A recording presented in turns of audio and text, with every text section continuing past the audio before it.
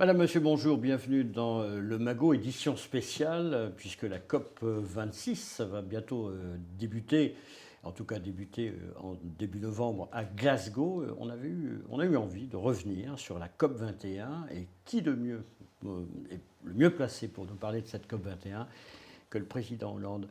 Bonjour. Bonjour, merci de m'accueillir. C'est un honneur de vous recevoir dans notre modeste Magot, mais en même temps, vous êtes exactement à votre place, car nous, on défend et on parle beaucoup de l'eau, de l'environnement. Et je me demandais, au début, quand on rentre en politique, comme un peu en religion pour vous, parce que c'est toute votre vie, on n'a pas nécessairement d'idée écologique. Non, moi je rentre en politique à la fin des années 70, début des années 80. C'est ma première candidature dans une élection législative. Et les questions environnementales sont assez peu présentes.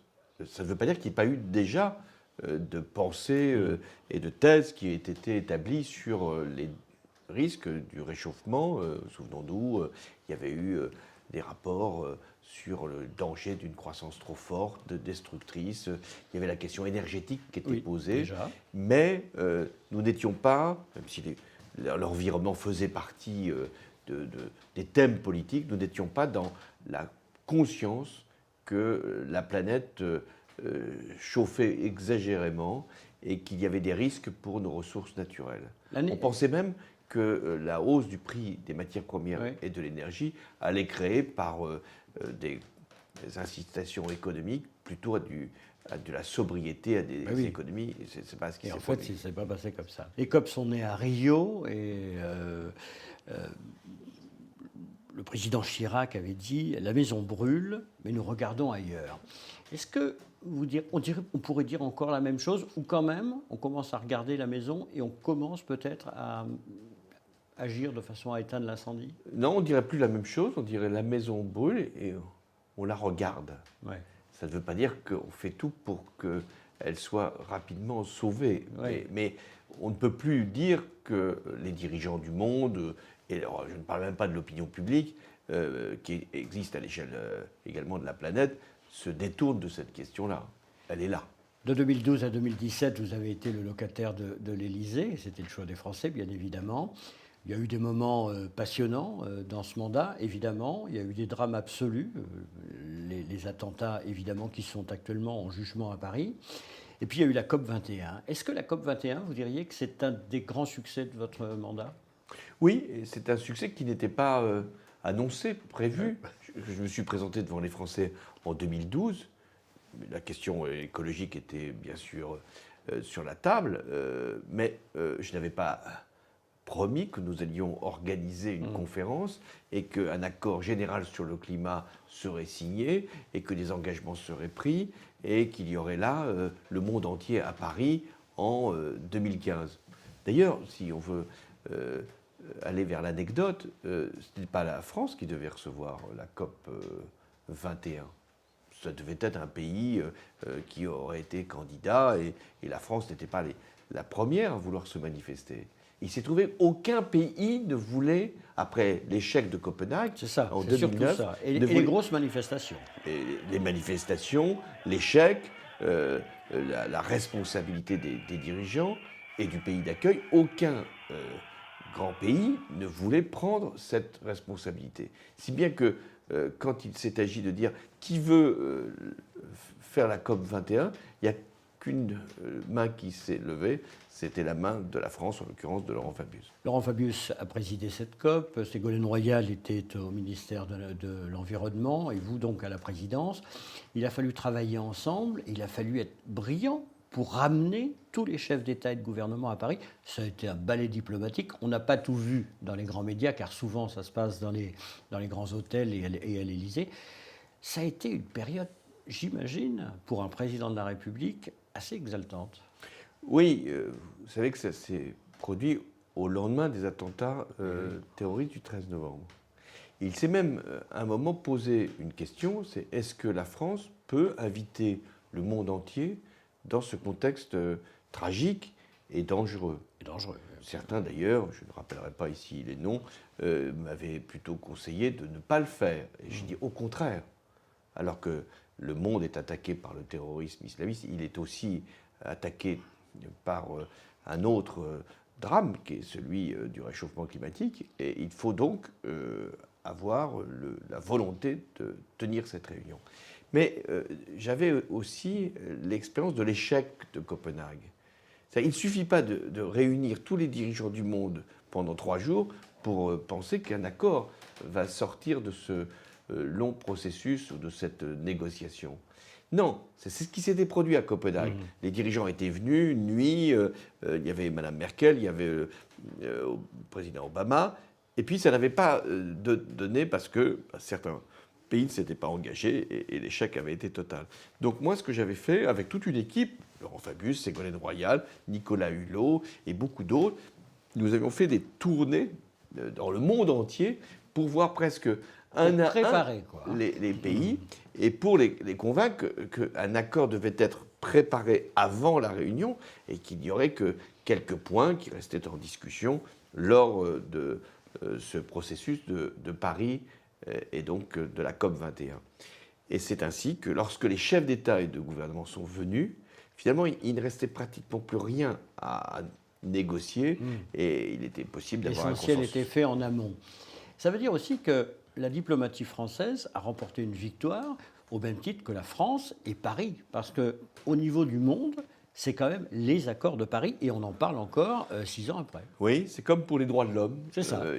C'est à Paris qu'ils ont été écrits, c'est à Paris qu'il y a eu l'accord sur les droits internationaux de l'homme. Et donc, c'est une fierté, je pense que nous partageons tous, que c'est à Paris qu'il y a eu un accord général sur le climat. Est-ce qu'il est suffisant? Non. Alors justement, 6 ans après, on voit bien qu'il y a des engagements qui ne sont pas tenus, mais en même temps, on a l'impression que quand même, les accords de Paris, c'est le début de quelque chose qui a un peu de mal à se mettre en place, mais c'est quand même le début. Et c'est peut-être là votre fierté. Oui, d'avoir créé l'irréversible. Voilà.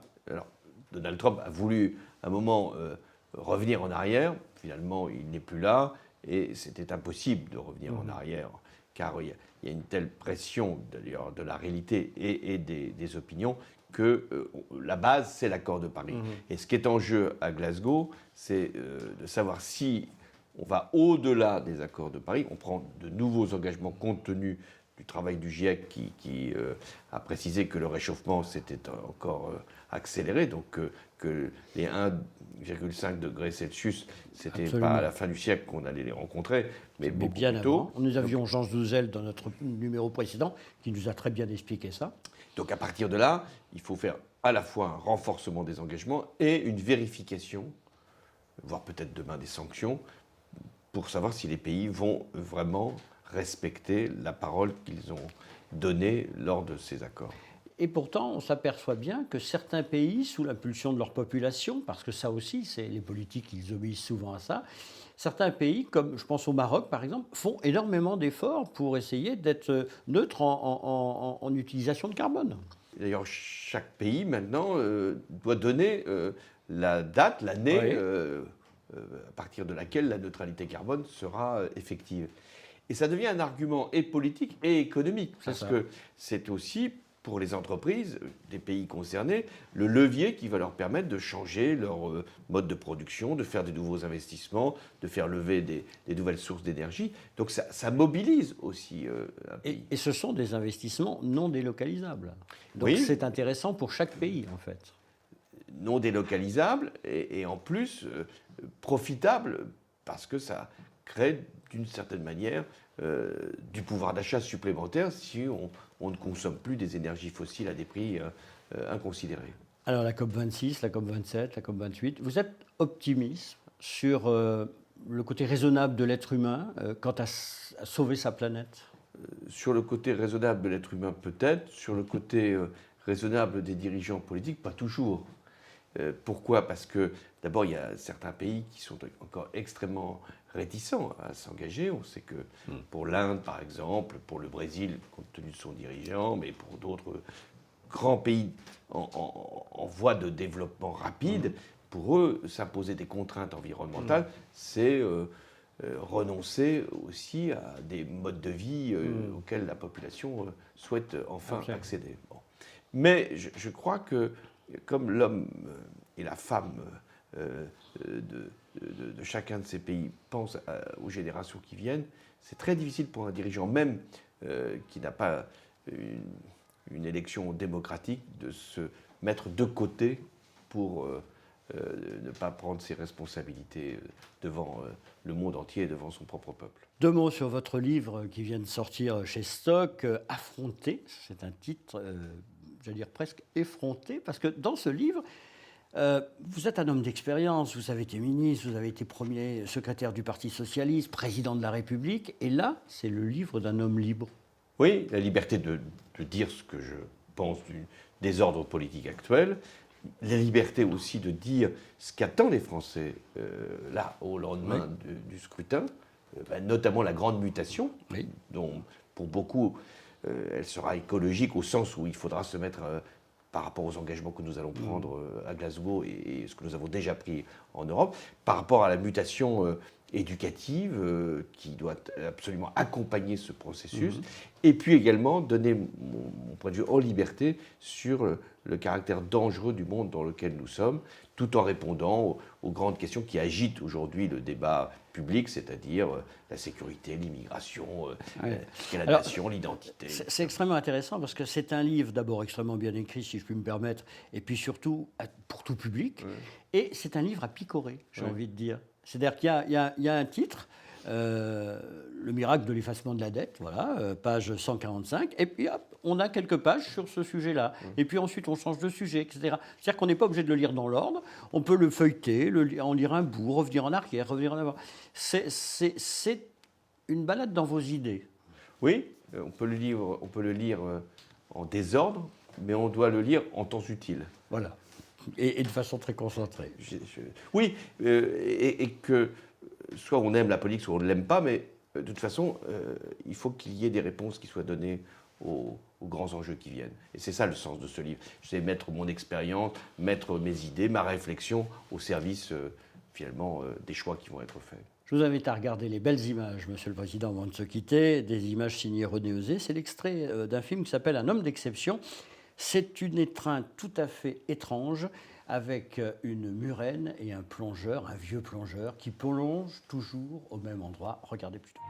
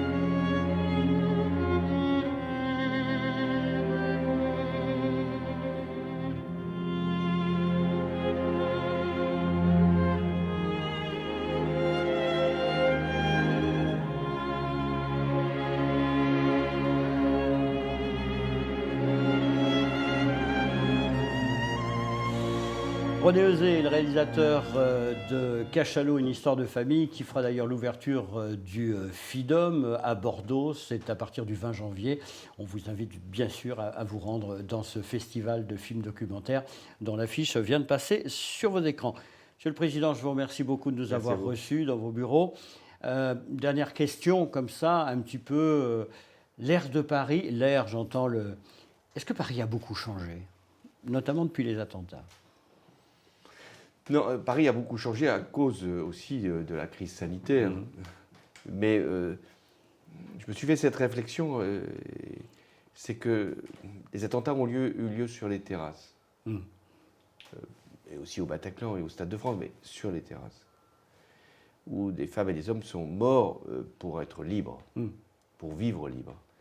Et quand il y a eu les restrictions sanitaires, et ensuite la sortie de cette crise, et encore aujourd'hui, finalement, qu'est-ce que veulent les gens, c'est revenir sur les terrasses. Parce que les terrasses, à Paris, c'est la liberté. C'est un symbole. Voilà. Merci beaucoup. Merci. On se retrouve au mois de janvier. D'ici là, portez-vous bien et surtout, n'oubliez pas, chaque geste compte, surtout le vôtre.